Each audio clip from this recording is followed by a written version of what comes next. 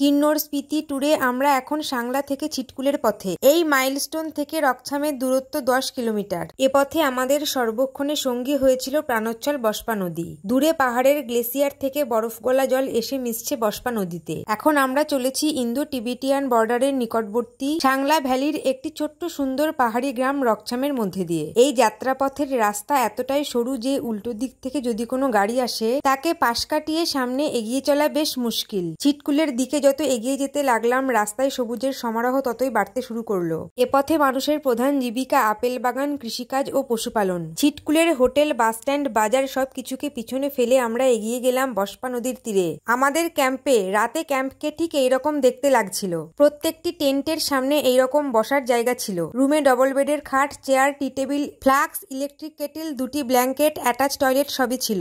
খুব ঠান্ডায় সন্ধ্যাবেলা চা খেয়ে ডিনার করেছিলাম ভাত, ডাল, রুটি, আলু ফুলকপি, ডিমের কারি দিয়ে।